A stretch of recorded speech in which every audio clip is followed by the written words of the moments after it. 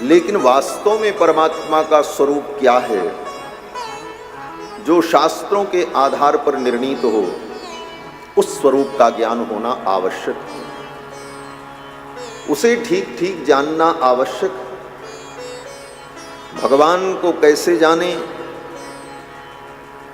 तो कहते हैं भगवान को जानने का एक ही साधन है, शास्त्र। इसीलिए वेदांत में ब्रह्म सूत्रकार वेदव्यास जी महाराज कहते हैं शास्त्र योनित्वात्। ब्रह्म का जब लक्षण कहा तो पहला लक्षण बताया जन्माद्यस्य यतः, ये सूत्र कहा जन्माद्यस्य यतः, जिस तत्व के द्वारा अस्य जन्मादि ही, अस्य माने इस संसार का, इस सृष्टि का जन्म पालन संहार जिसके द्वारा होता है वो परमात्मा। ये मोटी मोटी परिभाषा बता दी। जन्माद्यस्य यतः, जिससे सब कुछ उत्पन्न होता है, फिर जिससे पालित है, जिसमें लय को प्राप्त हो जाए, वो भगवान। इसी सूत्र को श्रीमद्भागवत के प्रथम श्लोक के प्रथम पंक्ति के प्रथम पद में वेदव्यास जी ने समाहित किया। पहले श्लोक में ही कहा जन्माद्यस्य यतोऽन्वयादितरतश्चार्थेष्वभिज्ञस्वराट्।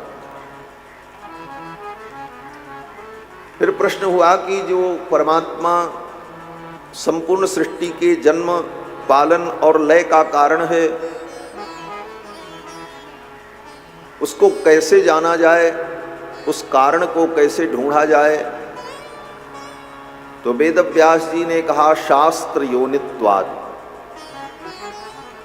वो परमात्मा शास्त्र योनि है। शास्त्र योनि का मतलब शास्त्र के द्वारा ही उसे जाना जाता है। शास्त्र ही उसकी योनि है। योनि माने उत्पत्ति स्थल है। शास्त्र के द्वारा ही हम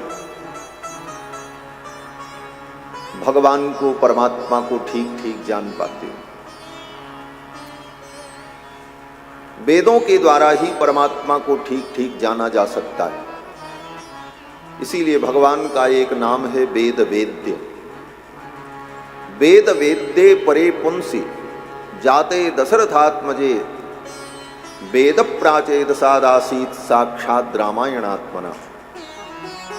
वेद वेद्य परमात्मा हैं, वेदों के द्वारा ही उन्हें जाना जाता है और किसी साधन से नहीं जाना जा सकता।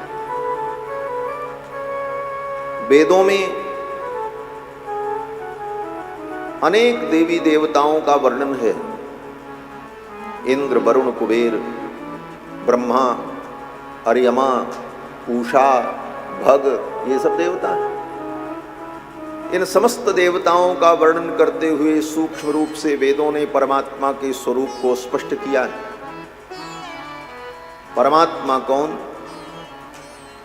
बोले परब्रह्म परमात्मा भगवान नारायण, जिनके नाभि कमल से ब्रह्मा की उत्पत्ति होती है, फिर उन ब्रह्मा के द्वारा देवताओं की उत्पत्ति होती है और संपूर्ण सृष्टि की उत्पत्ति होती है। वे नारायण ही परम तत्व हैं, वे नारायण ही परब्रह्म हैं। ये वेदों का निष्कर्ष है। संक्षेप में आप इतना समझो कि वेद में कोई भी मंत्र पढ़ा जाता है तो सबसे पहले भगवान हरि का ही नाम लिया जाता है, नारायण का ही नाम लिया जाता है। किसी देवी देवता का नाम नहीं लिया जाता। चाहे गणेश जी का मंत्र पढ़ो तो कहना क्या पड़ेगा? हरि ही ओम गणानां त्वा गणपतिगुं हवामहे। मंत्र तो गणेश जी का पढ़ना है, लेकिन पहले क्या कहना पड़ेगा? हरि ही ओम, भगवान हरि का स्मरण करना। किसी भी देवता का मंत्र पढ़ना हो तो पहले भगवान हरि का ही नाम लेना पड़ता है, क्योंकि भगवान श्री हरि ही वेद के मुख्य प्रतिपाद्य विषय। वेदों के द्वारा प्रतिपादित जो बड़े बड़े यज्ञ हैं, उन यज्ञों को भी भगवान नारायण का ही स्वरूप कहा गया है। जहां कहीं लिखा मिलेगा, यही वर्णन मिलेगा कि यज्ञ ही नारायण है। यज्ञो ह वै नारायण, यज्ञ ही नारायण। ये नहीं लिखा मिलेगा कि यज्ञो वै सूर्य, यज्ञ सूर्य हैं, यज्ञ इंद्र हैं, ऐसा कहीं नहीं। यज्ञो ह वै नारायण, नारायण ही यज्ञ स्वरूप है। और कोई भी वैदिक कर्म अनुष्ठान जब हम करते हैं तो सबसे पहले संकल्प करते हैं। बिना संकल्प के कोई भी क्रिया प्रारंभ नहीं होती। तो संकल्प में भी सबसे पहले भगवान का ही नाम लिया जाता है। विष्णुर्विष्णुर्विष्णु श्रीमद्भगवतो महापुरुषस्य। सूर्य सूर्य सूर्य, चंद्रमा चंद्रमा चंद्रमा, इंद्र इंद्र इंद्र, ऐसा नहीं कहा जाता।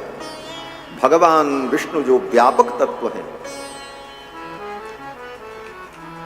उनका स्मरण करके कहा जाता है कि ये संपूर्ण सृष्टि उन्हीं के द्वारा प्रवर्तित है।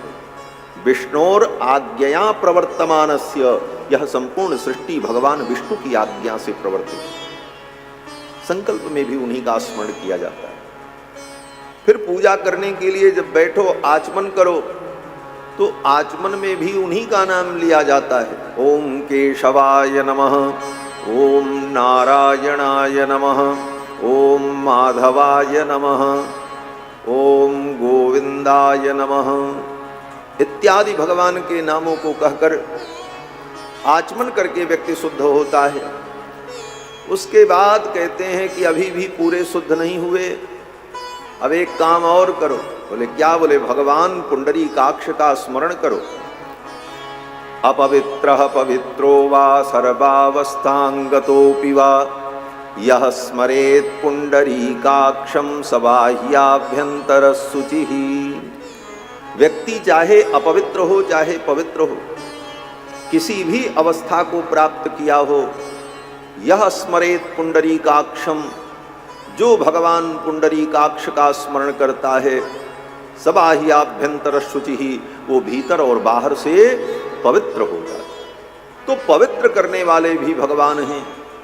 सबको पवित्र करने वाले, पवित्राणाम पवित्रम यो मंगलानाम च मंगलम, दैवतम देवतानाम च भूतानाम यो व्यः पिता, वे भगवान श्री हरि। नारायण ही परम तत्व। पुरुष सूक्त इत्यादि मंत्रों में सृष्टि के कारण तत्व परमात्मा का वर्णन करते हुए वेदों ने अंत में स्पष्ट किया कि लक्ष्मी जिनकी पत्नी है, लक्ष्मी के जो पति हैं, वे भगवान नारायण ही परम तत्व है। वेदों से लेकर पुराण पर्यंत सभी ग्रंथों में भगवान नारायण के परत्व का प्रतिपादन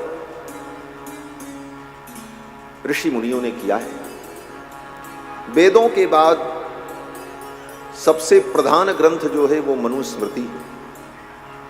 यद्यपि आज मनुस्मृति की बात की जाए तो लोग कहते हैं ये मनुवादी लोग हैं। तो मैं कहता हूं कि हाँ भाई, हम मनुवादी हैं और हमें मनुवादी होने पर गर्व है, और मनुवादी हर मनुष्य को होना चाहिए। और जो मनुवादी नहीं है, दूसरे शब्दों में कहें तो वो हरामजादा है। हरामजादा क्यों है? बोले मनु की हम संतान हैं, हम अपने पुरखों को, अपने पूर्वजों को न माने तो वो व्यक्ति क्या होगा? बोले वो हरामजादा ही तो होगा। हरामजादा किसे कहते हैं? जिसको अपने बाप का ही पता न हो, जिसके बाप का ठिकाना न हो, हरामजादा होता। हम मनु की संतान हैं, हमें पता है। मनु के द्वारा प्रवर्तित सृष्टि में मनु की हम संतान हैं, इसीलिए हम मानव कहलाते हैं, हम मनु कहलाते हैं। तो नीति तो यही कहती है कि अपने बाप और पुरखों की बात हमें माननी चाहिए, उनके प्रति श्रद्धा रखनी चाहिए। इसलिए मनुवादी होना ये हमारे लिए गौरव का विषय। मनुवादी होना हमारे लिए अच्छी बात है। और जो मनुवादी नहीं होगा फिर वो तो दनुवादी होगा। और दनुवादी कौन होते हैं? बोले दनुवादी दानव होते हैं और मनुवादी जो होते हैं वो मानव होते हैं। हम दनुवादी नहीं बनना चाहते, हम मनुवादी बनना चाहते। वेदों ने कहा वेद से बड़ा प्रमाण कुछ नहीं।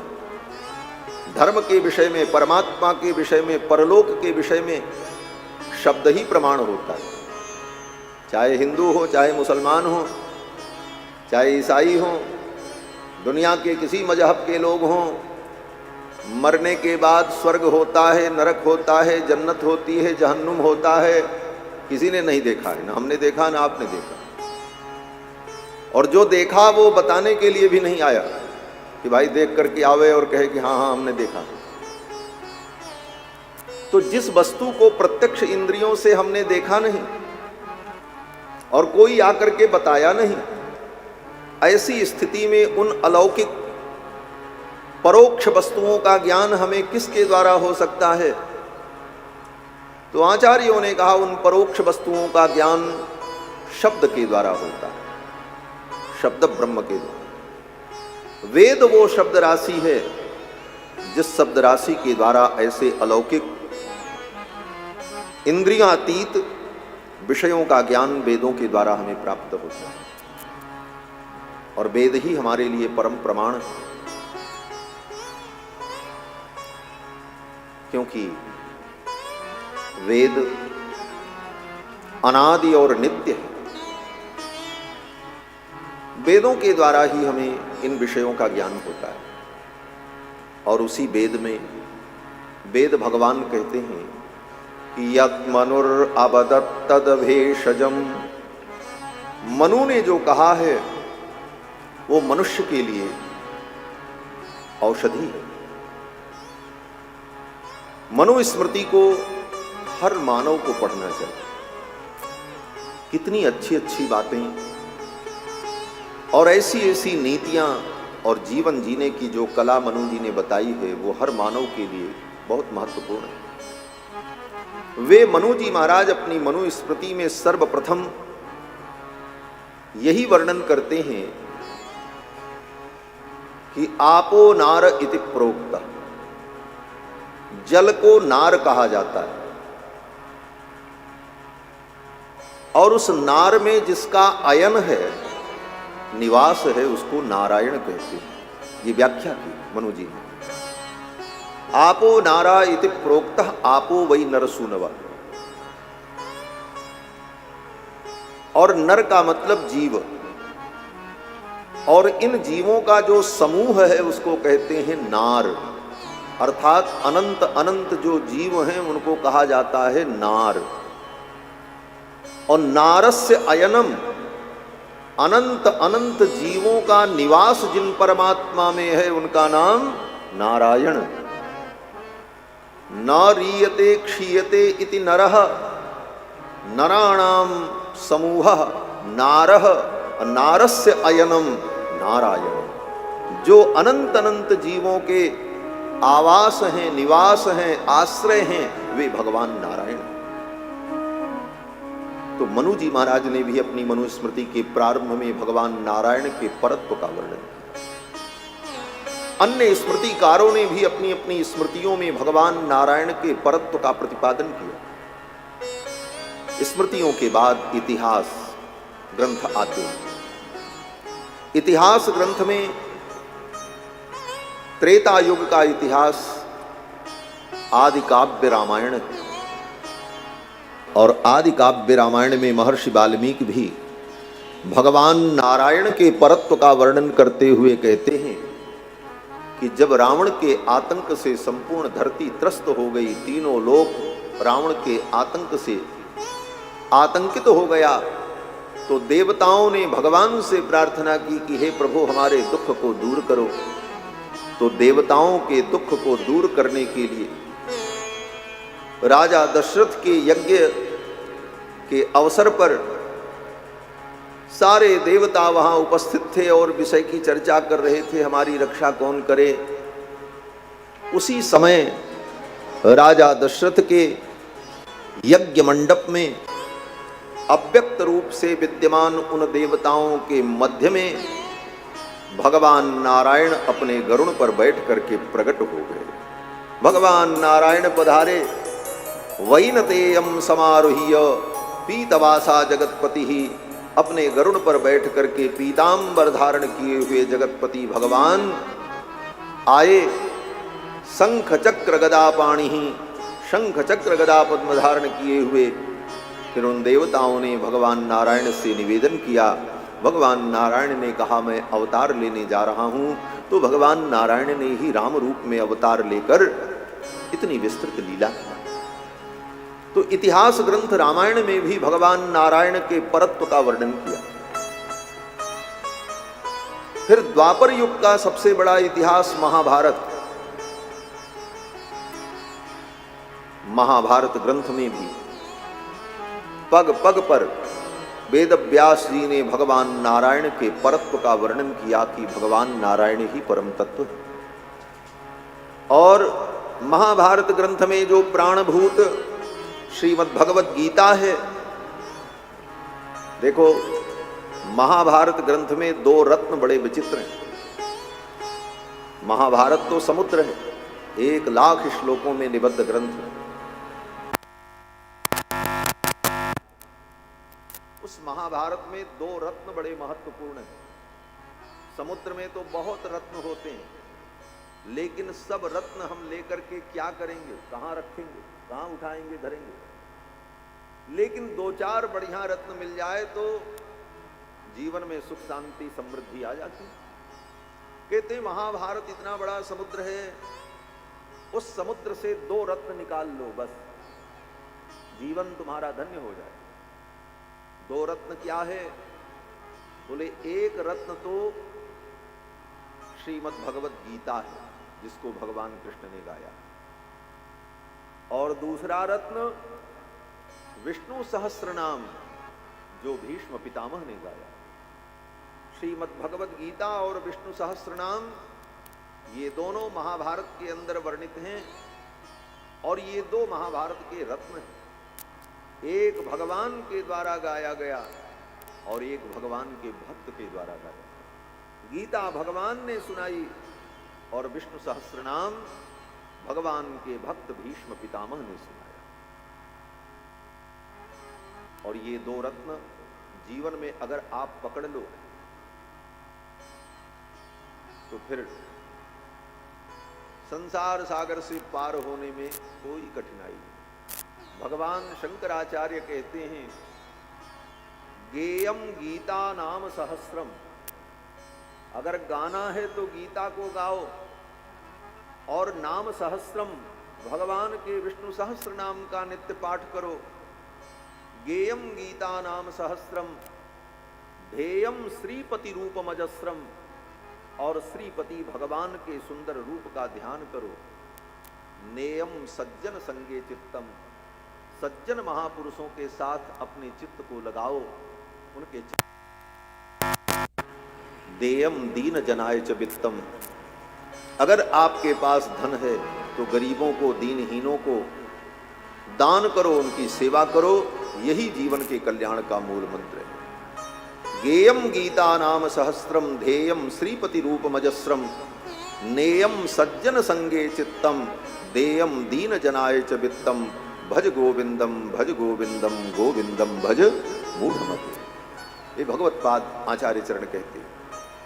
तो महाभारत में भी भगवान के परत्व का वर्णन वेद व्यास जी ने किया, और श्रीमद् भगवत गीता में भगवान श्री कृष्ण ने जब परतत्व का वर्णन किया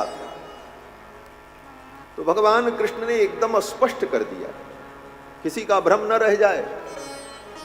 भगवान श्री कृष्ण कहते हैं, अर्जुन सुन लो, मत्तः परतरम नान्यत किंचिदस्ति धनंजय, हे धनंजय मुझसे परे कोई तत्व नहीं है, मैं ही परम तत्व। सब बवाल खत्म कर दिया एक ही बार में भगवान ने। मत्तः परतरम नान्यत किंचिदस्ति धनंजय, मुझसे परे कोई तत्व नहीं है, इसलिए सबकी शरण में तुम मत जाओ, माम एकम शरणम ब्रज, मुझ एक की शरण में आओ। मैं परम तत्व हूं। और अनन्य भाव से अनन्यास चिंतयन्तो माम ये जना पर्युपासते तेषाम नित्याभियुक्तानाम योगक्षेमम वहाम्यहम्। और भगवान ने जब अपने स्वरूप का दर्शन कराया, अब यहां पर यह भी विचारणीय है कि भगवान के स्वरूप, भगवान का स्वरूप क्या है। बोले भगवान अपनी इच्छा के अनुकूल व्यापक होते हुए भी स्वरूप धारण करके सीमित दिखते हैं और अपनी इच्छा के अनुकूल भगवान रूप धारण करते हैं। निज इच्छा निर्मित तनु। लेकिन अर्जुन के कहने पर भगवान ने जब अपने निज रूप का दर्शन कराया तो बहुत सारे रूप भगवान के हैं। अनेक रूप रूपाय विष्णवे प्रभु विष्णवे, तो कोई रूप दिखा देते। लेकिन अर्जुन की प्रार्थना पर भगवान ने जब अपने रूप का दर्शन कराया तो कौन सा रूप दर्शन कराया? वही रूप दर्शन कराया, सशंख चक्रम सकिरीट कुंडलम सपीद वस्त्रम सरसी विभीषण। शंख चक्र गदा पद्म धारण किए हुए चतुर्भुज रूप नारायण स्वरूप का ही भगवान ने अर्जुन को दर्शन कराया। तो महाभारत के इन समस्त तथ्यों के आधार पर यही निर्णीत होता है कि भगवान नारायण ही परम तत्व। फिर इतिहास ग्रंथ के बाद ये पुराण ग्रंथ आते हैं, जिन पुराणों की चर्चा हम लोग सुनते हैं, अष्टादश पुराण। इन अष्टादश पुराणों में भी भले किसी देवता का पुराण हो, उस देवता की महिमा उसमें गाई गई हो, नियम भी है, जिसका ब्याह होगा उसी का गीत गाया जाएगा। अब ब्याह इनका हो तो उनका गीत थोड़ी गाया जाएगा, जिसका ब्याह है उसी का गीत गाया जाएगा। तो हर पुराण में तत्त देवताओं की महिमा को वेद व्यास जी ने बताया। लेकिन सभी पुराण के प्रारंभ में वेद व्यास जी महाराज जब मंगलाचरण करते हैं तो सबसे पहले यही कहते हैं, नारायणं नमस्कृत्य नरं चैव नरोत्तमं देवीं सरस्वतीं व्यासं ततो जय मुदीरये। नारायण के परत्व को पुराणों में भी यत्र तत्र सर्वत्र प्रतिपादित किया वेद व्यास जी। महाभारत में तो यहां तक कह दिया वेद व्यास जी ने कि प्रतिबुद्धाः न सेवन्ते तस्मात् परिमितं फलम। जो प्रतिबुद्ध प्राणी है, बुद्धिमान प्राणी है, वो भगवान को छोड़ करके इतर उपासना में नहीं लगता है, क्योंकि इतर उपासनाएं जो हैं वो क्षुद्र फल देने वाली हैं, उनमें बहुत कम फल है, और नारायण के चरणों में आ जाने पर सब कुछ प्राप्त हो जाता है। तस्मात् परिमितम फलम। वेद व्यास जी कहते हैं प्रतिबुद्धाः न सेवन्ते। जो प्रतिबुद्ध लोग हैं वो बहुत सारी इधर उधर की उपासनाओं में न पड़कर अनन्य भाव से भगवान का भजन करते हैं। और उन्हीं 18 पुराणों में श्रीमद्भागवत महापुराण, जो परम सात्विक पुराण भगवत स्वरूप है, इस ग्रंथ में तो भगवान नारायण के परत्व से ही निरूपण प्रारंभ होता है, और वे भगवान नारायण ही विविध रूपों में अवतार लेकर के विभिन्न लीलाएं करते हैं। इस स्वरूप का वर्णन वेद व्यास जी ने भागवत के प्रारंभ में किया। तो भगवान के इस स्वरूप का ज्ञान हो कि भगवान है कौन। प्राप्यस्य ब्रह्मणो रूप प्राप्तुश्च प्रत्यगात्मनः। हम जीव जो भगवान को प्राप्त करना चाहते हैं, हमारा स्वरूप क्या है, हम कौन हैं। पूछो हम कौन हैं तो व्यक्ति कहेगा हम देवदत्त हैं, हम यज्ञदत्त हैं, अपना नाम बताएगा। हम ब्राह्मण हैं, हम पुरुष हैं, हम फला जिला में रहने वाले। बोले ये तुम्हारा स्वरूप नहीं, ये तुम्हारा जो है स्वरूप है ये अस्थाई है। जब तुम देवदत्त नहीं थे तब भी तुम थे, जब तुम पुरुष नहीं थे किसी दूसरे रूप में थे तब भी तुम थे।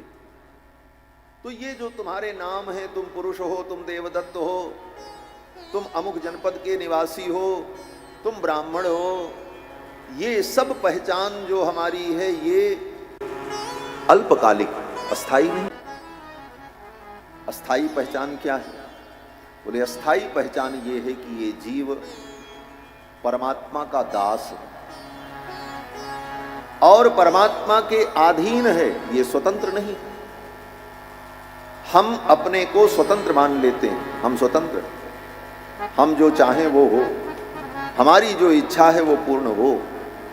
वस्तुतः तुम किसी भी मायने में स्वतंत्र नहीं हो, परतंत्र हो। कितने भी बड़े बुद्धिमान बन जाओ, कितने भी बड़े ज्ञानी बन जाओ, कितने सामर्थ्यशाली बन जाओ, लेकिन परतंत्र हो।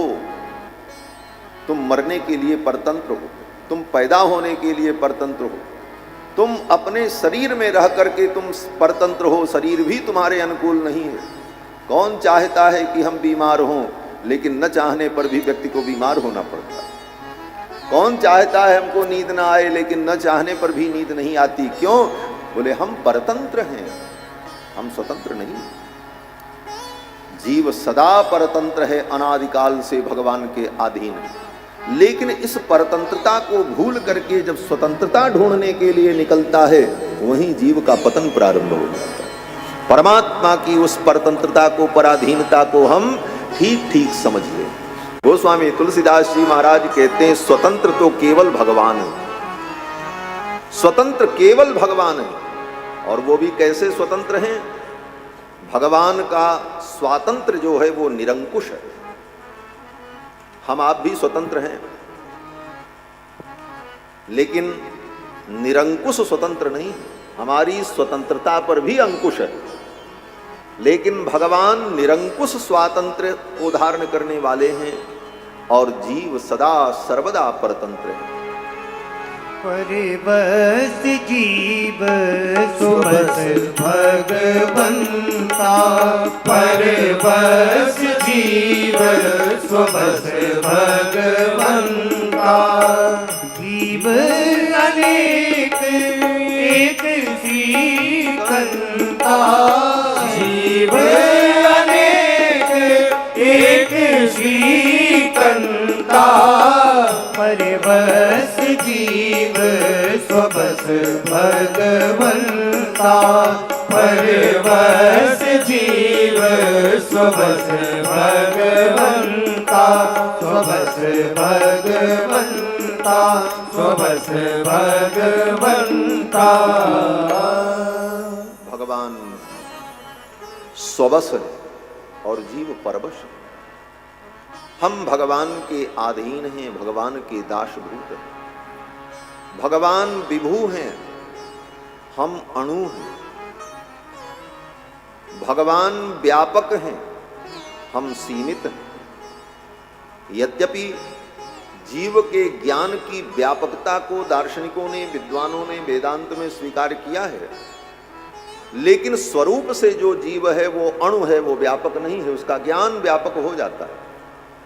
और परमात्मा, बोले परमात्मा स्वरूप से, ज्ञान से, सब प्रकार से व्यापक है।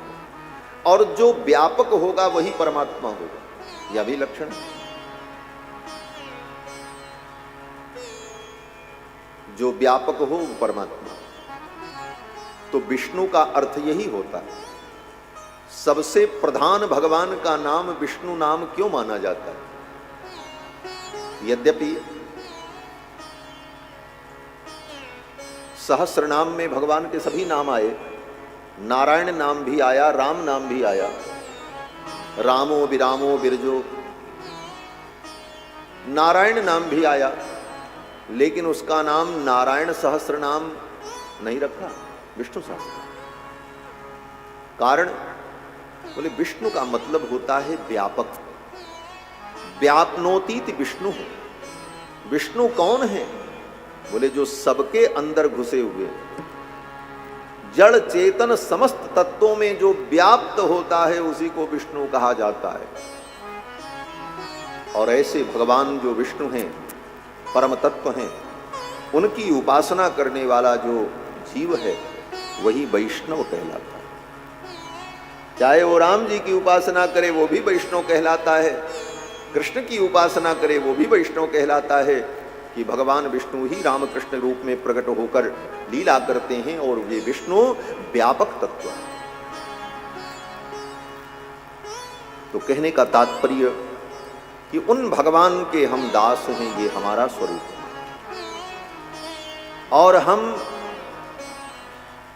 किसी के नहीं हैं, केवल भगवान के। जब तक हम ये सोचते रहे हम इनके हैं, हम इनके हैं, हम इनके हैं, और ये हमारे हैं, ये हमारे हैं, ये हमारे हैं, इन दोनों बातों को हमारे आचार्यों ने गलत कहा। हम किसी के नहीं हैं और कोई हमारा नहीं है, हम एकमात्र भगवान के हैं और भगवान हमारे। इसी को कहा हम राम जी के राम जी हमारे हैं।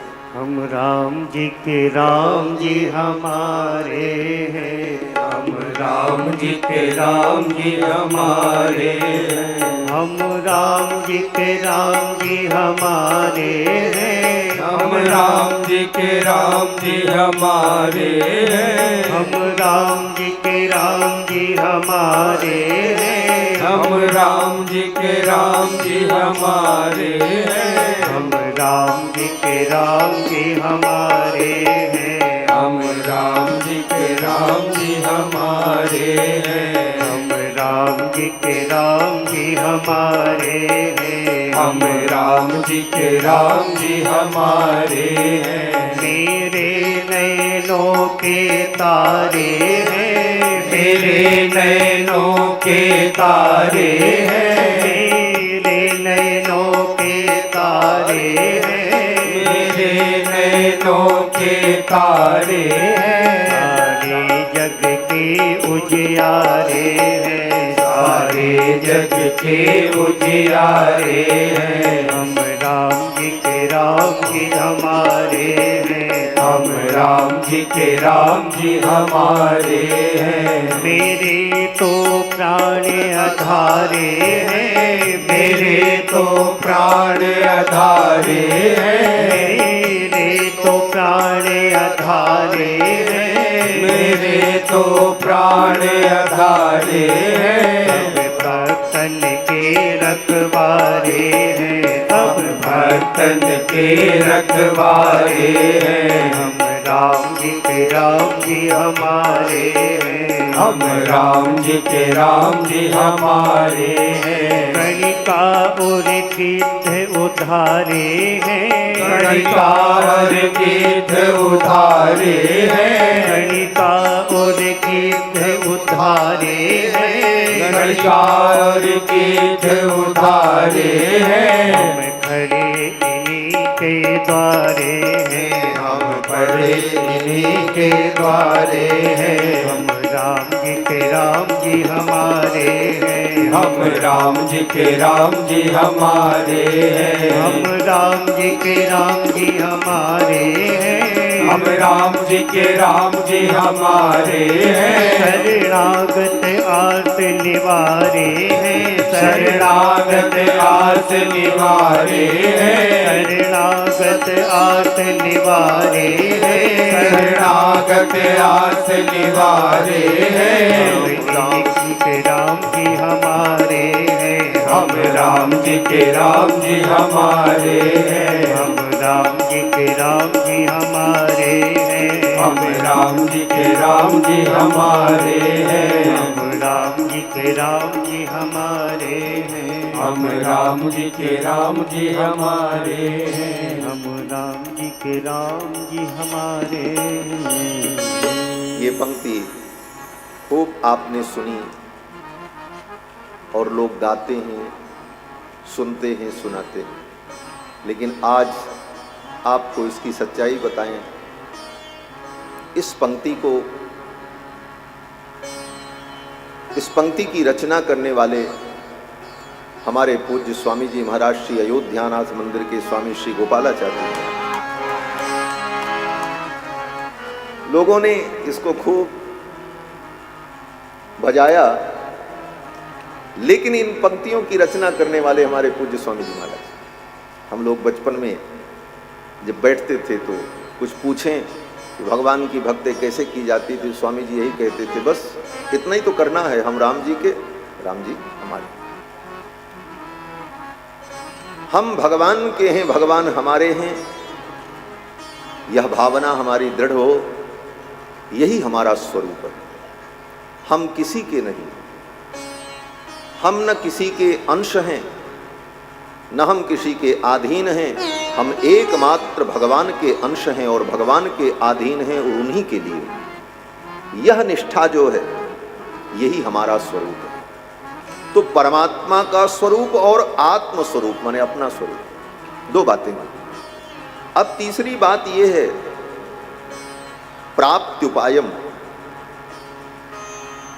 उन भगवान को प्राप्त करने का उपाय क्या है? अब उपाय की चर्चा अगर करें तो बहुत बड़ा विषय है, बहुत सारे उपाय कहे गए। कर्म को, ज्ञान को, भक्ति को, इन सब साधनों को भगवत प्राप्ति का उपाय कहा गया। लेकिन ये सब उपाय होते हुए भी निश्चित सफलता दे दें, ये गारंटी नहीं। कर्म से भगवान मिल जाएंगे, मिल सकते हैं, लेकिन कर्म में अगर कहीं कोई कमी रह गई तो कर्म भी तुम्हें भगवान के चरणों तक नहीं पहुंचा पाएगा। ज्ञान, बोले ज्ञान से भी भगवान की प्राप्ति हो जाती है, लेकिन ज्ञान मार्ग में कब अहंकार आ जाए इसका कोई ठिकाना नहीं। ज्ञान के मद में मत्त होकर व्यक्ति का पतन हो जाता है। चारों वेदों ने जब भगवान की स्तुति की तो वेदों ने कहा कि जे ज्ञान मान विमत्त तव भव हरण भक्ति न आदरी, ते पाई सुर दुर्लभ पदादपि परत हम देखत हरि। वेदों ने कहा जो ज्ञान में मत्त होकर ज्ञान से ही हम मोक्ष को प्राप्त कर लेंगे, इसलिए भगवान के चरणों का आश्रय नहीं लेते। वेद कहते हैं उनका पतन हो जाता है, हमने देखा। जे ज्ञान मान विमत तब भव हरणी भक्ति न आदरी। जे ज्ञान मान विमत तब भव हरणी भक्ति न आदरी। हे पाई सुर दुर्लभ पदादपि परत हम देखत हरि। हे पाई सुर दुर्लभ पदादपि परत हम देखत हरि।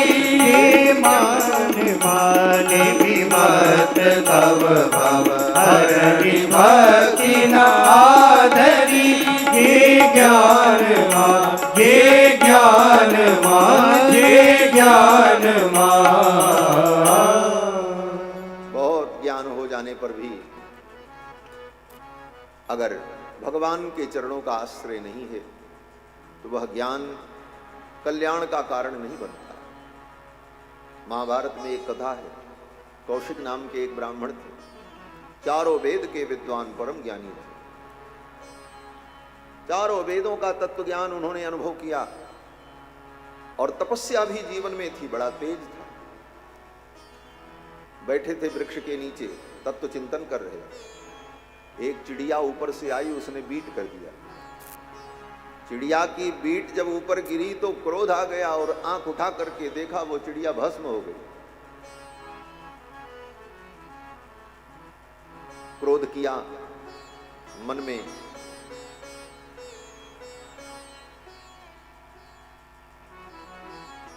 अशांति उत्पन्न हो गई। क्रोध तो अशांति उत्पन्न करता है। चल पड़े, चले भिक्षा मांगे, कुछ लेकर के आए खाने के लिए, मन को बहलाने के लिए निकल पड़े। गए एक सदगृहस्थ के यहां पहुंचे और जाकर के भिक्षा की याचना की। भिक्षाम देहि, घर की गृहिणी भिक्षा लेकर के आ रही थी, तब तक उसका पति आ गया। पति आया तो उस देवी ने कहा कि अब आप रुको, थोड़ी देर बाद आपको भिक्षा देंगे। जाकर के उसने पति को आसन दिया, पति का चरण धोया। पति थका मादा आया था, पहले उसको भोजन वोजन कराया। जब वो विश्राम करने लगा पति, तब भिक्षा लेकर के आई। बोले लो भिक्षा। उस ब्राह्मण ने कहा इतनी देर तक तुमने भिक्षा के लिए मुझे प्रतीक्षा कराई,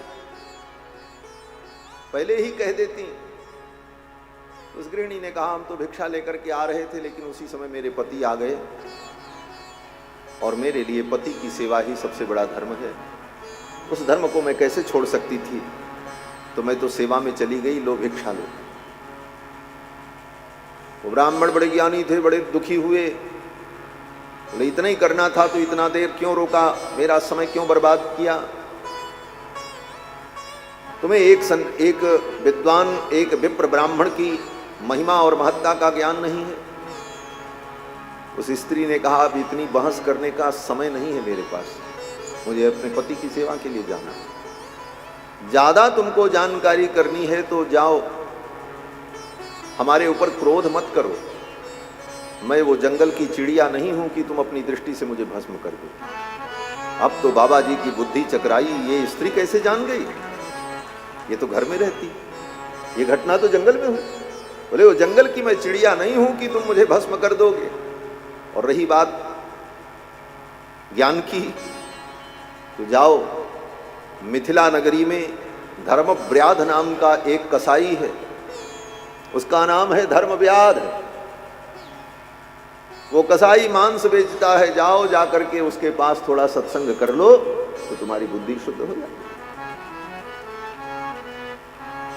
ब्राह्मण चला, इतना वेद शास्त्र पढ़ने के बाद अब हम कसाई के पास ज्ञान प्राप्त करें। धर्मव्याध के पास जब गया तो धर्मव्याध ने जो सुनाया, धर्मव्याध ने भगवान की महिमा बताई और सत्य की महिमा बताई, वे सत्य परमात्मा हैं। तब जाकर के उन ब्राह्मण को बोध हुआ कि सब कुछ जानने के बाद भगवान के चरणों में समर्पण हो जाए, यही कल्याण का मार्ग है। तो कर्म ज्ञान ये सब साधन है, लेकिन ये सब साधन निश्चित साधन है। निश्चित साधन क्या है? बोले श्रीमद् भगवत गीता में भगवान ने अर्जुन को सब बताया, कर्म बताया, ज्ञान बताया, भक्ति बताई, लेकिन अर्जुन का मोह भंग नहीं हुआ। गीता के 18वें अध्याय में भी आकर के 17 अध्याय गीता सुनने के बाद भी अर्जुन का मोह यथावत बना रहा, मोह दूर नहीं हुआ। भगवान ने कहा अर्जुन क्या स्थिति है तुम्हारी? अर्जुन ने कहा महाराज जैसे पहले थी वैसे अब भी, कोई फर्क नहीं पड़ा। जो आपने बताया सब बातें और उलझा देने वाली, तो क्या करूं, निष्कर्ष नहीं निकल रहा। तब भगवान ने कहा ऐसा करो, अब मैं तुमको अत्यंत गुह्य तत्व बताने जा रहा हूं। गुह्यात गुह्यतमम भूय, गुह्य से भी गुह्य जो गोपनीय ज्ञान है वो मैं तुमको देने जा रहा हूं, सुन लो। क्या? भगवान ने कहा मन मना भव, अपना मन मुझ में लगा दो। मद भक्तो, मेरी भक्ति में लग जाओ। मद याजी, मेरा यजन करो। माम नमस्कुरु, मुझे प्रणाम करो और मेरे चरणों की शरणागति कर लो, मुझे ही एकमात्र साधन के रूप में स्वीकार कर लो। माम एकम शरणम ब्रज।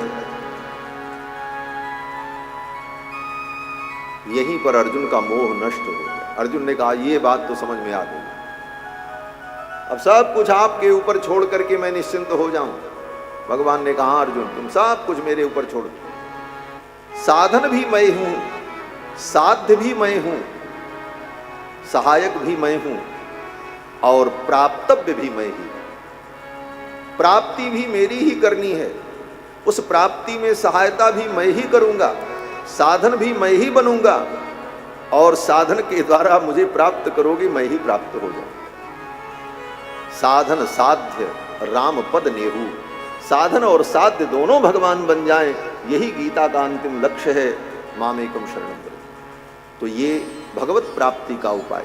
बाकी अमुक मंत्र जप लेंगे तो हमको भगवान मिल जाएंगे, इतने हजार इतने करोड़ नाम जप लेंगे तो हमको भगवान मिलेंगे, ये सब बातें बहुत अच्छी हैं।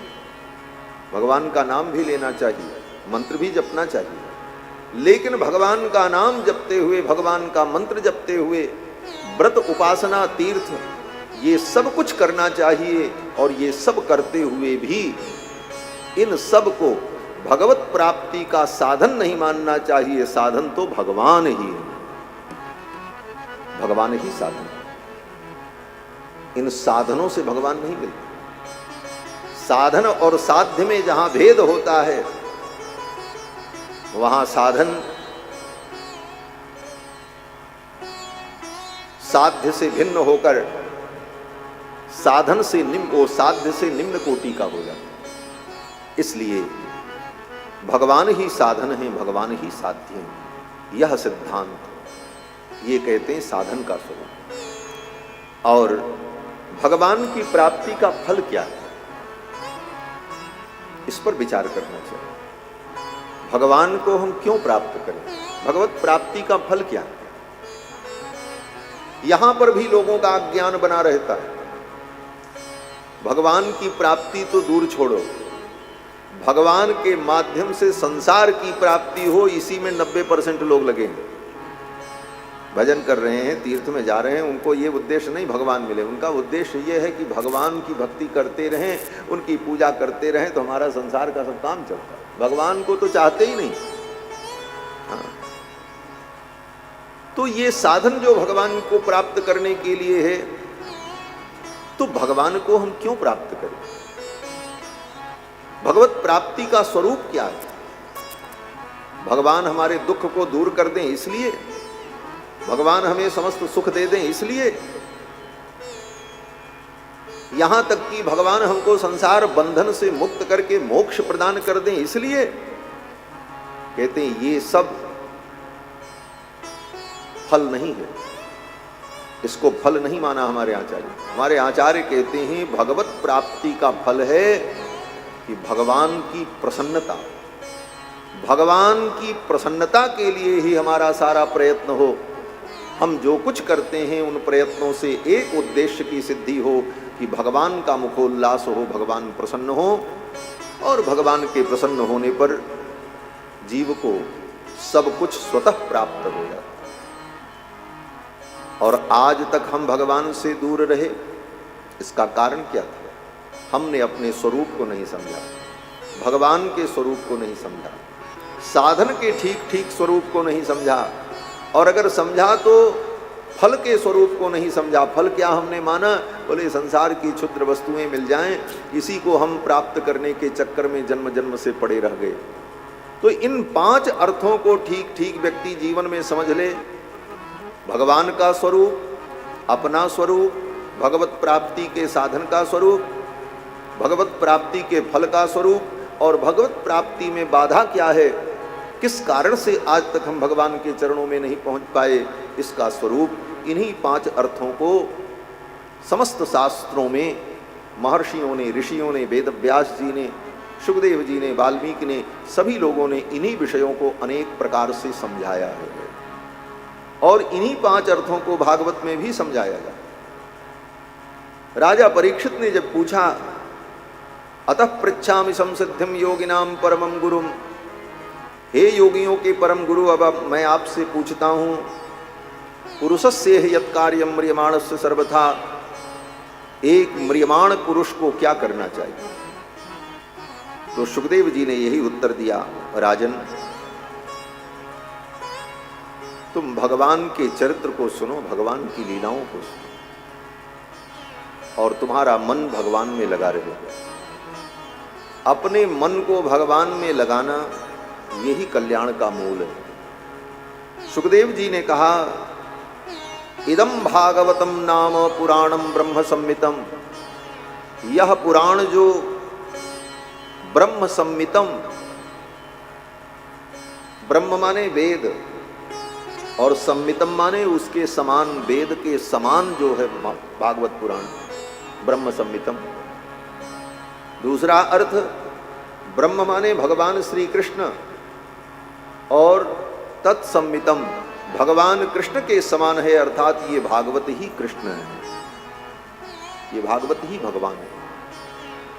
इस पुराण को अधीतवान द्वापरादौ, द्वापर के आदि में मैंने अपने पिता वेद व्यास जी के द्वारा इसे सुना। यद्यपि मैं निर्गुणिया था। सुखदेव जी कहते हैं पहले तो मैं निर्गुणवादी था, परिनिष्ठितोपि नैर्गुण्ये, निर्गुण निराकार ब्रह्म की निष्ठा मेरे अंदर थी। ब्रह्म निर्गुण निराकार निर्विकार शुद्ध बुद्ध मुक्त है, इसी निष्ठा को लेकर के मैं समाधि में बैठा था। लेकिन उत्तम श्लोक लीलया गृहीत चेता राजर्षे आख्यानम यदधीतवान। लेकिन वे ब्रह्म परमात्मा जब सगुण साकार होकर के लीला करते हैं तो उनकी लीला और उनका स्वरूप इतना मधुर होता है कि बड़े बड़े ज्ञानियों के चित्त का भी अपहरण कर लेता है। उत्तम श्लोक लीलया, भगवान जो उत्तम श्लोक हैं श्री कृष्ण, उनकी लीलाओं को जब मैंने सुना तो गृहीत चेता, मेरा चित्त निर्गुण तत्व का चिंतन छोड़ करके कृष्ण में लग गया। गृहीत चेता राजर्षे आख्यानम यदधीतवान। और इसीलिए मैंने समाधि छोड़कर आकर के अपने पिता के चरणों में बैठ करके भगवान की इन रसिक लीलाओं को मैंने सुना। तदहम ते विधास्यामि, वो मैं तुमको सुनाऊंगा। जो मैंने अपने पिता से सुना है वो मैं तुमको सुनाऊंगा। और क्यों सुनाऊंगा? सुखदेव जी कहते हैं महापौरुषिको भवान। राजन, तुम महापुरुष के वंश में उत्पन्न हुए। ये साधारण बात नहीं। उत्तम वंश में जन्म होना भी साधारण बात नहीं होती। जन्म जन्मांतर के उसके सुकृत और पुण्य उसके कारण होते। इसीलिए भगवान ने कहा सुची नाम श्रीमताम गेहे योग भ्रष्टो विजायते। बड़े पवित्र कुल में, धर्मात्माओं के कुल में कौन पैदा होता है? बोले जो पिछले जन्म का योगी रहता है, साधक होता है, भक्त होता है, उसी का ऐसे कुल में जन्म होता है। सुखदेव जी कहते महापौरुषिको भवान, ऐसे महापुरुष के वंश में तुम्हारा जन्म हुआ। भगवान के सगे भांजे अभिमन्यु तुम्हारे पिता, युधिष्ठिर और अर्जुन जैसे धर्मात्मा तुम्हारे पितामह, उत्तरा जैसी भगवान की परम भक्ता तुम्हारी मां, द्रौपदी जैसी परम भक्ता, सुभद्रा जैसी परम भक्ता तुम्हारी दादी, कुंती जैसी परम पतिव्रता पतिपरायणा परम भक्ता जिसकी परदादी, ऐसे उत्तम कुल में तुम्हारा जन्म हुआ। महापौरुषिको भवान। यस्य सद्रधतामासु स्यान् मुकुंदे मति सती। और तुम्हारी मति सती है। क्यों सती है? बोले ये मति भी सती होती है। बोले हाँ, ये मति भी सती और असती होती है। जैसे स्त्रियां सती भी होती हैं और असती होती हैं। सती माने जो केवल अपने पति के चरणों में प्रेम करे वो सती, और जो इधर उधर भटके उसको कहते हैं असती। तो ये मति को भी सती बनाओ, इसको असती मत बनाओ। जहां जाओ वहीं के मत हो जाओ। एकमात्र भगवान मुकुंद के चरणों में अपनी मति को लगाओ, यही मति को सती बनाना। जिसकी मति एकमात्र भगवान मुकुंद के चरणों में लगी, उसकी मति क्या है? सुखदेव जी कहते हैं उसकी मति सती। स्यान मुकुंदे मति ही सती। सुखदेव जी कहते हैं राजन, बातें बहुत हैं, लेकिन तुम इतना समझो योगिनाम नृप निर्णीतम, योगियों का जो निर्णय है वो मैं तुमको बताने जा रहा हूं। बड़े बड़े योगी मुनि महात्माओं ने जो निर्णय किया है, क्या निर्णय किया है?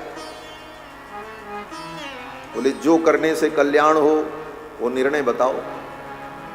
सुखदेव जी कहते हैं योगिनाम नृप निर्णीतम हरेर नामानुकीर्तनम।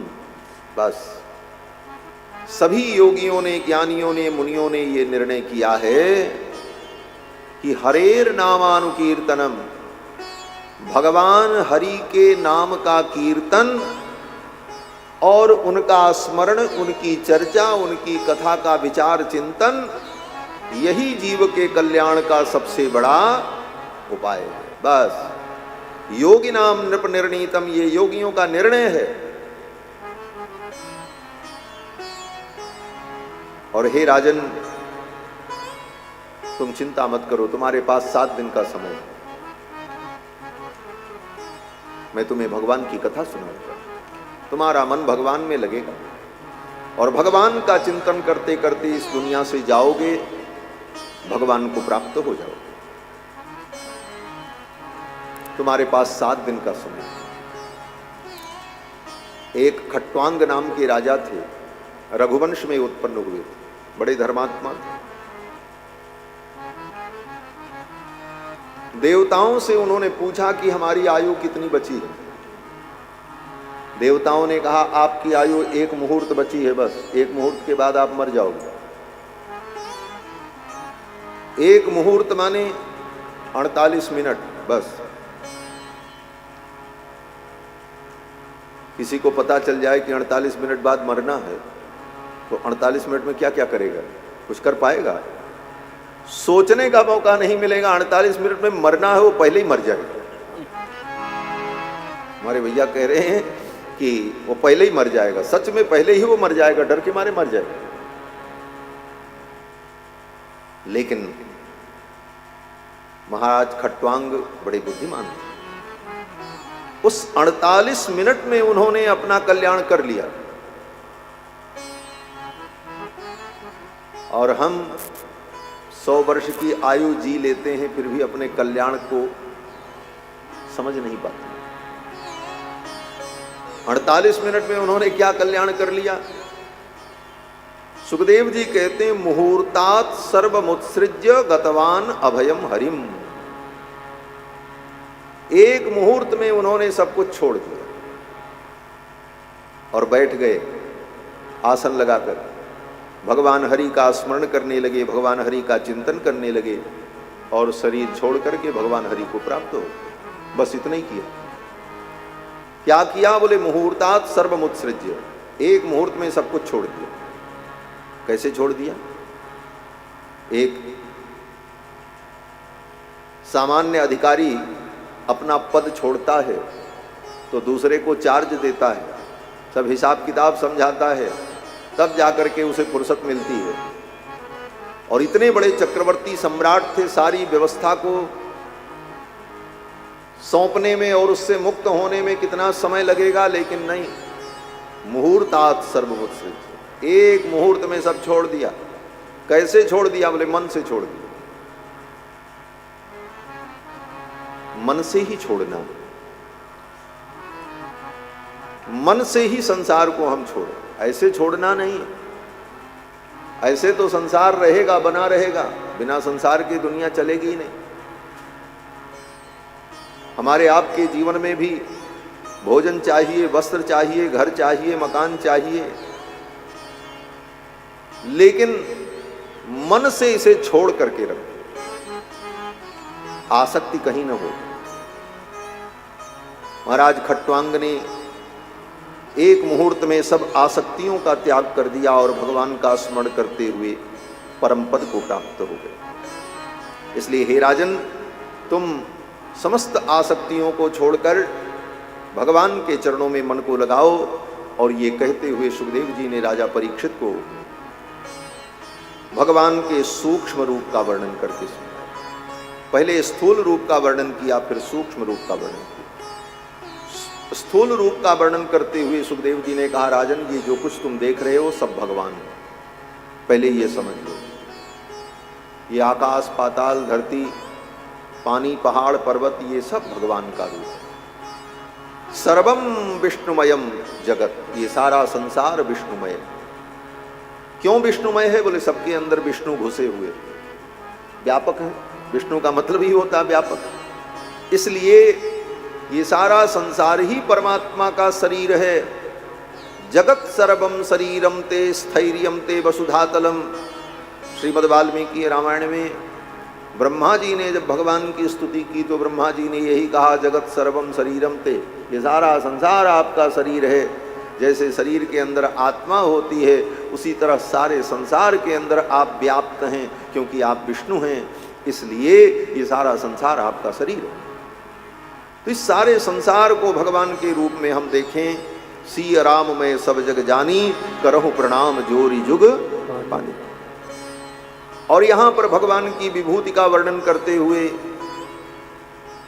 सुखदेव जी ने कहा, पाताल आपका चरण है, ब्रह्मलोक आपका सिर है, छंद जो हैं वो आपके सिर हैं, यमराज ही आपकी दाढ़ें हैं, आपकी जो मुस्कान है वही माया है, और आपकी जो कृपा कटाक्ष है वही मोक्ष है। यदपांग मोक्षः, मोक्ष क्या है? भगवान अपनी दृष्टि आप पर डाल दें, भगवान का कृपा कटाक्ष आपके ऊपर पड़ जाए, इसी का नाम मोक्ष है।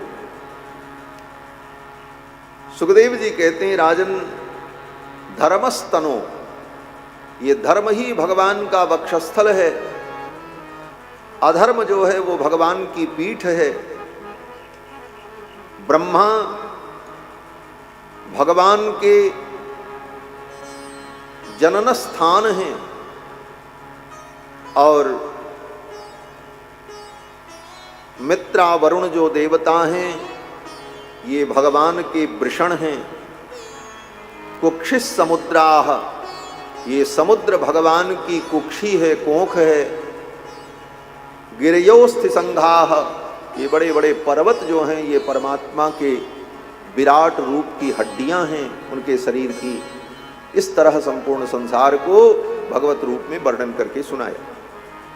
फिर भगवान के सूक्ष्म रूप का वर्णन करते हुए सुखदेव जी कहते हैं, वे भगवान सभी प्राणियों की आत्मा के अंदर सूक्ष्म रूप से, अंतर्यामी रूप से विद्यमान हैं।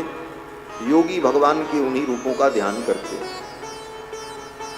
आगे सुखदेव जी कहते हैं, हे राजन, ब्रह्मा जी ने 3 बार संपूर्ण वेदों को ठीक ठीक ढंग से पढ़कर समझकर निर्णय सुनाया। क्या निर्णय सुनाया? भगवान ब्रह्म कार्त्स्नेन त्रिरन्वीक्ष मनीषया।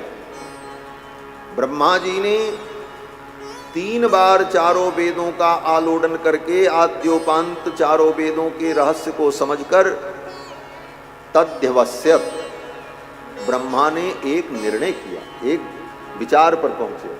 अध्यवस्यत, एक अध्यवसाय उनके अंदर उत्पन्न हुआ। क्या अध्यवसाय उत्पन्न हुआ? बोले रतिरात्मन यतो भवेत्, भगवान के चरणों में हमारा प्रेम हो, यही तीनों वेदों का तात्पर्य निकला। ये ब्रह्मा जी ने लिखा। इसका मतलब ये हुआ कि जब कोई चीज निकाल करके रख दी गई है तो फिर उसके चक्कर में ज्यादा पढ़ने की जरूरत नहीं है। हम सब शास्त्रों को पढ़ करके तब निष्कर्ष समझें, बोले बहुत देर हो जाएगी। ब्रह्मा जी ने ये काम पहले कर दिया है। 3 बार उन्होंने संपूर्ण वेदों का स्वाध्याय करके विचार करके ये अध्यवसाय, ये निश्चय कर दिया कि रतिरात्मन यतो भवेत्, भगवान के चरणों में रति हो, प्रेम हो, यही सारे वेदों का, शास्त्रों का तात्पर्य है। बस इसी बात को हम पकड़ करके चल पड़े। आगे सुखदेव जी कहते हैं, राजन, वेदों में बहुत सारी बातें कही गई हैं, बहुत सारी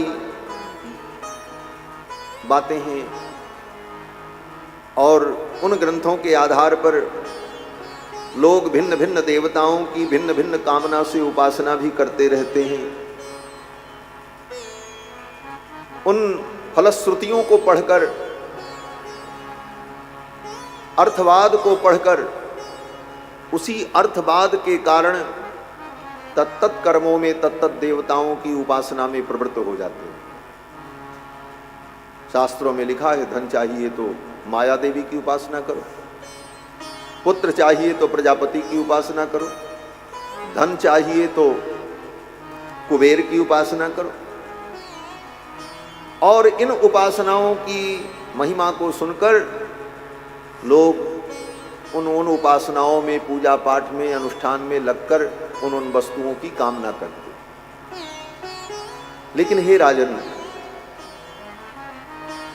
अगर तुम्हारे अंदर कोई कामना नहीं है, अकामः, कोई इच्छा ही नहीं, अथवा सब प्रकार की इच्छाएं हैं, हमको धन भी मिले, पुत्र भी मिले, परिवार भी मिले, संसार भी मिले, सर्वकामो वा, अथवा तुम्हारे अंदर मोक्ष की कामना है, निष्काम भी नहीं हो और संसार भी नहीं चाहिए।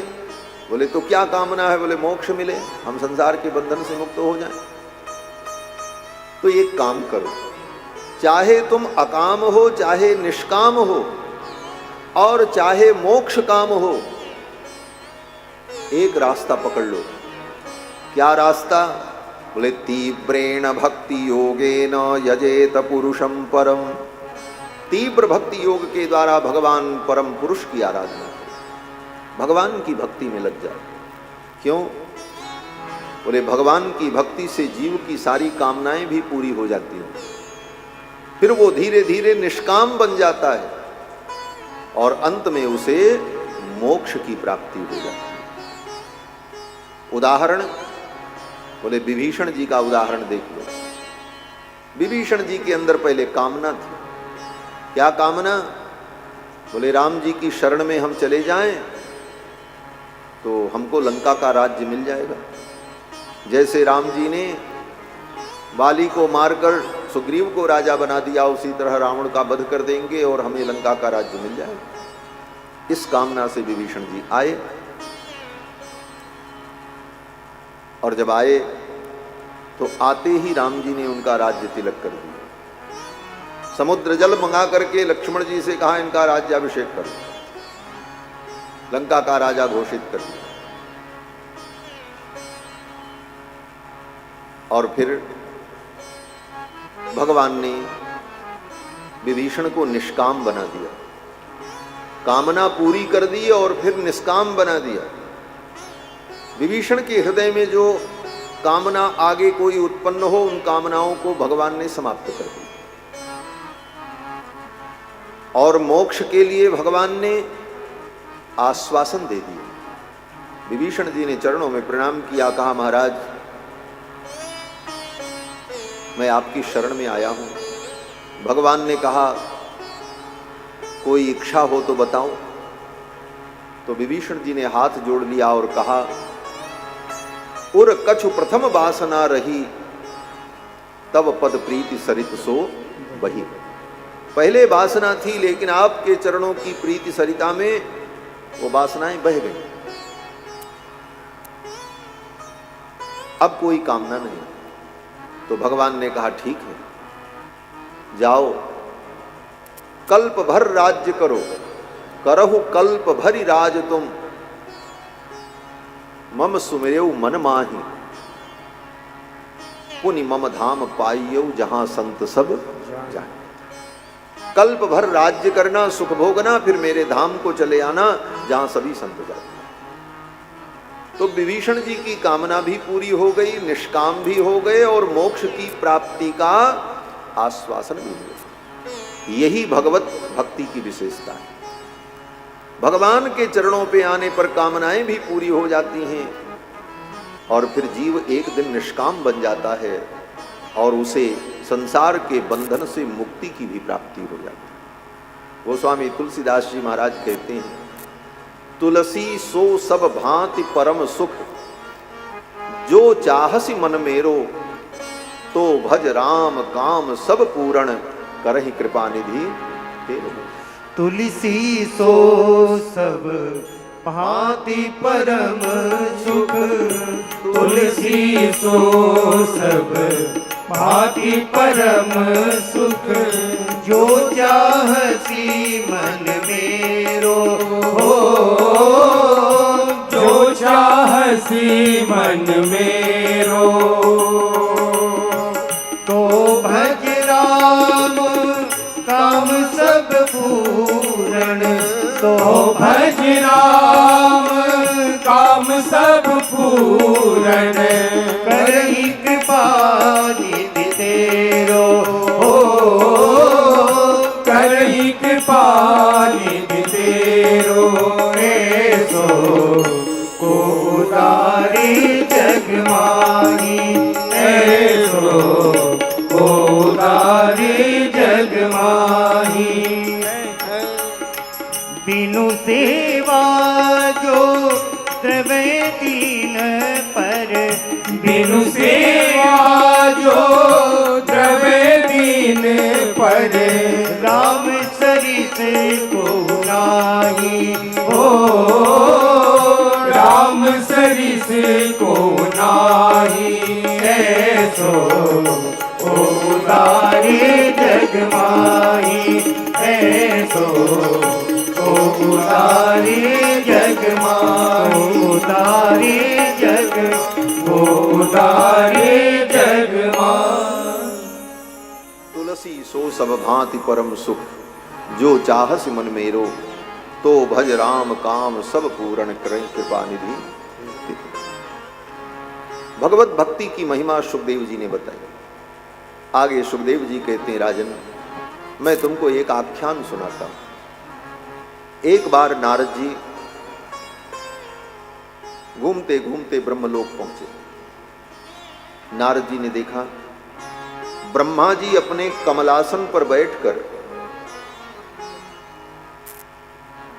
माला लेकर जप कर रहे थे, आंखें बंद थीं, ध्यान में निमग्न थे। नारद जी ने पूछा ब्रह्मा जी से, पितामह सबसे बड़े तो आप, संपूर्ण सृष्टि आपके द्वारा उत्पन्न होती, ये सभी देवता आपके द्वारा उत्पन्न होते, फिर आपसे बड़ा कौन है जिसका भजन आप करते हो? ये माला लेकर के, ध्यान लगा करके आप किसका ध्यान करते हो? तो ब्रह्मा जी ने कहा, नारद तस्मै नमो भगवते वासुदेवाय धीमहि। तस्मै नमो भगवते वासुदेवाय, उन भगवान वासुदेव को प्रणाम है, मैं उन्हीं भगवान वासुदेव का ध्यान करता हूं। वासुदेव माने, बोले वासुदेव का एक अर्थ होता है वसुदेव के पुत्र वासुदेव भगवान कृष्ण, और विशेष अर्थ क्या है? बोले वासनात् वासुदेवस्य वासितम भुवनत्रयम्, जो तीनों लोकों में कण कण में वास करते हैं उनका नाम वासुदेव। विश्ववास, जो संपूर्ण विश्व में वास करता है, सारा विश्व जिनका आवास है, वे भगवान कौन है? बोले वासुदेव हैं। भगत बछल प्रभु कृपा निधाना, विश्ववास प्रगटे भगवान। भगवान विश्ववास, मैं उनका ध्यान करता हूं। और तुमने जो ये बात कही कि आपसे बड़ा कोई नहीं, आप ही सारे जगत के स्वामी हो, फिर आप किसका भजन करते हो? तो ब्रह्मा जी ने कहा कि जिन भगवान का मैं भजन करता हूं, उनकी माया से जो मोहित हैं, वे लोग मुझको ही जगत का स्वामी समझ लेते हैं, भ्रम में पड़ जाते हैं। यन मायया दुर्जयया माम ब्रुवंति जगत गुरुम, उन्हीं भगवान वासुदेव की माया के कारण, उन्हीं की माया के प्रभाव में पड़कर अज्ञानी लोग मुझको ही सारे जगत का स्वामी समझ बैठते हैं और मेरी उपासना और मेरे भजन में लग जाते हैं। इसका उदाहरण बोले सारी कथाएं रामायण भागवत की भरी पड़ी। रावण ने किसकी भक्ति की? ब्रह्मा जी की भक्ति। ब्रह्मा जी से ही तो वरदान मांगा। हिरण्यकश्यपु ने किसकी भक्ति की? सतेपे मंदर द्रोण्याम तप परम दारुणम। मंदराचल पर्वत की उपत्यका में जाकर के हिरण्यकश्यपु ने ब्रह्मा की आराधना। ये बड़े बड़े राक्षस असुर, ये सब ब्रह्मा जी को ही सबसे बड़ा शक्तिमान मानकर उनकी उपासना करके और उनसे वरदान प्राप्त करने लगे। क्यों? बोले भगवान के पास क्यों नहीं जाते? भगवान के चरणों की भक्ति में क्यों नहीं लगते? इसका उत्तर दे दिया ब्रह्मा जी ने, यन मायया दुर्जयया माम ब्रुवंति जगत गुरुम। भगवान की माया बड़ी विलक्षण है। उस माया के कारण ही वो मुझे ही भगवान और ईश्वर और सर्वनियामक मानकर, मुझे ही जगत का स्वामी मान करके भजन करने लगे।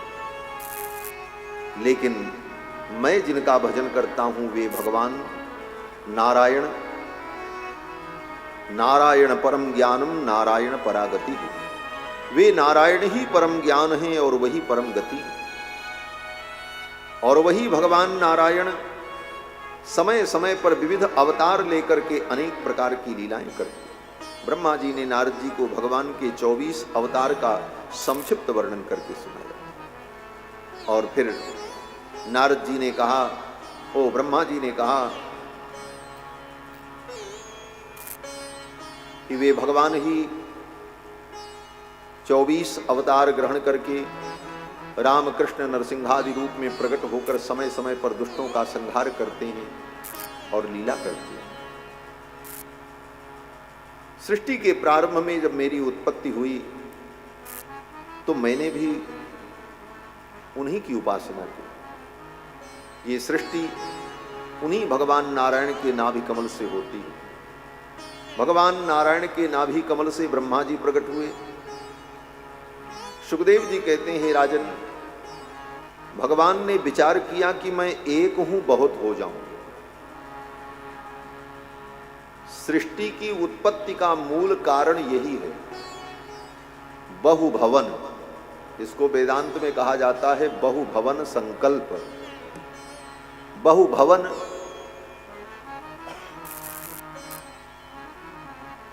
भव माने होना, भू धातु है, भवति भवतः भवंती जिससे शब्द बनता है, तो भव माने होना। तो बहुभवन, मैं बहुत हो जाऊं, मैं एक हूं, मैं बहुत हो जाऊं। यह संकल्प जो भगवान का है, बहुभवन संकल्प, इसी से ये सृष्टि उत्पन्न है। तो भगवान संकल्प करते हैं मैं एक हूं, अनेक हो जाऊं। एको हम बहुश्याम, मैं एक हूं बहुत हो जाऊं। ये इच्छा भगवान में क्यों उत्पन्न होती? एक है ठीक है, अकेले रहें, अकेले रहने में बड़ा मजा है। लोग कहते महाराज अकेले रहो मस्त रहो।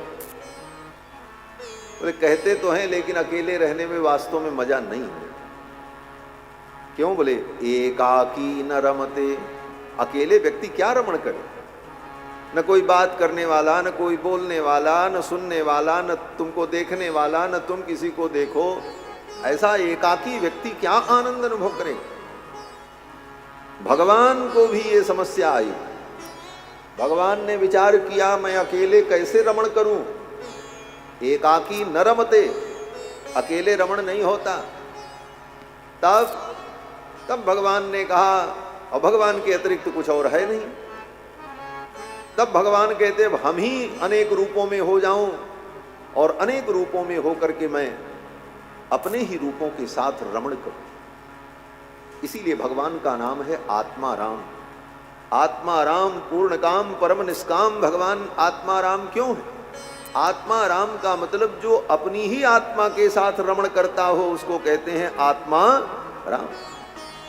आत्मा राम भगवान ने अपने आप को ही इस जगत के रूप में प्रकट कर दिया और फिर इसी में प्रविष्ट हो गए और इसी में रमण कर रहे हैं परमात्मा। इसीलिए वो आत्मा राम। तो बहुभवन संकल्प जब भगवान ने किया तो भगवान की नाभि से कमल प्रकट हुआ। ये कमल केवल कमल मात्र नहीं, भगवान की नाभि से उत्पन्न होने वाला जो कमल है वही अनंत अनंत ब्रह्मांड है। वो कमल ही अनंत अनंत ब्रह्मांड, वो कोई छोटा मोटा कमल थोड़ी। उस कमल की एक एक पंखुड़ियां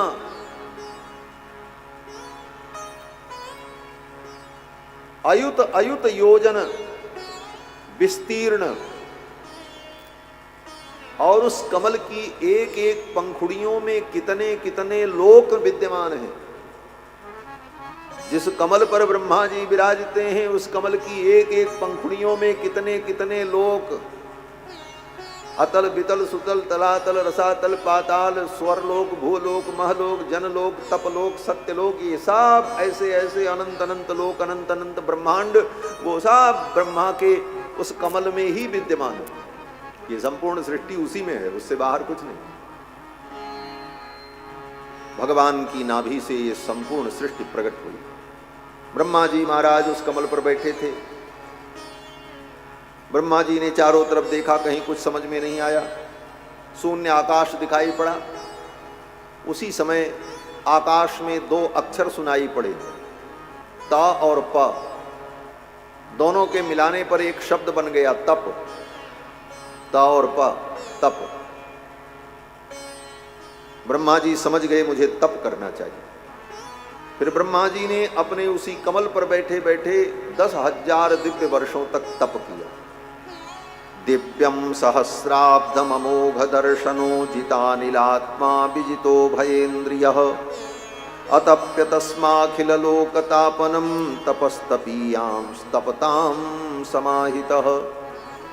अपने मन को समाहित करके ब्रह्मा जी ने उस कमल पर बैठे बैठे 10,000 वर्ष तक तप किया। उनकी तपस्या से भगवान प्रसन्न हुए, भगवान प्रकट हुए। भगवान जब प्रकट हुए तो भगवान ने कहा, त्वयाहं तोषितः सम्यक् वेद गर्भ शिशिक्षया। हे ब्रह्मा, तुम्हारी तपस्या से मैं प्रसन्न हुआ और मैं तुम्हें ज्ञान प्रदान करता हूं। भगवान ने ब्रह्मा जी को चारों वेदों का ज्ञान प्रदान किया।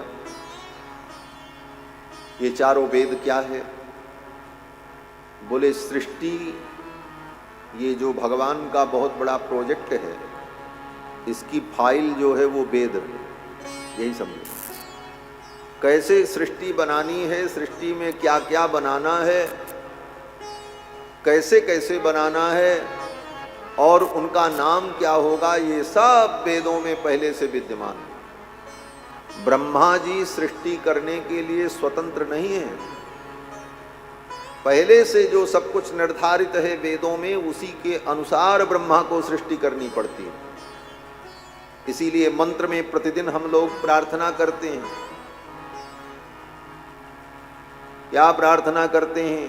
बोले सूर्या चंद्रमसौ धाता यथा पूर्व मकल्पयत। सूर्या चंद्रमसौ धाता यथा पूर्व मकल्पयत। ये धाता ब्रह्मा ये सब कुछ जो बनाते हैं, सूर्य चंद्रमा नक्षत्र ग्रह तारे पर्वत पहाड़, ये सब कैसे बनाते हैं? वेद कहता है यथा पूर्व मकल्पयत। पूर्व कल्प में जैसे था वैसा ही ब्रह्मा जी फिर बनाते हैं। पूर्व कल्प में कैसा था ये ब्रह्मा जी को कैसे पता चलेगा? बोले वो सब वेद में लिखा रहता है। तो वेदों के अनुसार ही ब्रह्मा जी संपूर्ण सृष्टि को उत्पन्न कर देते हैं। तो वेदों का ज्ञान भगवान ने ब्रह्मा को दिया और 4 श्लोकों में भागवत के तत्व का उपदेश किया। इसका नाम चतुश्लोकी भागवत है। 4 श्लोकों में भागवत तत्व का उपदेश किया है। और इसके बाद श्री सुखदेव जी कहते हैं, राजन मैं तुमको वो आख्यान सुनाता हूं जो मैत्रेय जी ने विदुर जी को सुनाया। मैत्रेय जी ने विदुर जी को कब सुनाया? तो सुखदेव जी कहते हैं जब महाभारत युद्ध होने वाला था तो विदुर जी कुरुक्षेत्र छोड़कर हस्तिनापुर छोड़कर तीर्थ यात्रा के लिए निकल पड़े, क्योंकि विदुर जी को यह पता है कि ये युद्ध विनाश का कारण है और अपने ही परिजनों को मरते हुए देखना पड़ेगा, और चाह करके भी मैं धर्म का पक्ष नहीं ले पाऊंगा, क्योंकि मैं कौरवों का मंत्री हूं। इसलिए विदुर जी ने सोचा ऐसे अवसर पर यहां से दूर चले जाना ही अच्छा। लेकिन कोई कारण नहीं बन रहा था। क्या कारण बता करके जाएं? कारण बन गया। दुर्योधन ने विदुर जी का बड़ा अपमान किया। दुर्योधन ने विदुर जी को बड़े अपशब्द कहे, गालियां दी, और विदुर जी महाराज ने निर्णय कर लिया कि मैं इस युद्ध में नहीं रहूंगा, और विदुर जी ने अपना धनुष बाण धृतराष्ट्र के द्वार पर रख दिया, तीर्थ यात्रा के लिए चल पड़े। स्वयं धनुर्द्वारि निधाय मायां गतव्यथो यादुरुमानयानः सनिर्गतः कौरव पुण्य लब्धो गजाह्वयात् तीर्थ पद पदानि। धनुष बाण अपना रख दिया धृतराष्ट्र के द्वार पर और विदुर जी चल पड़े।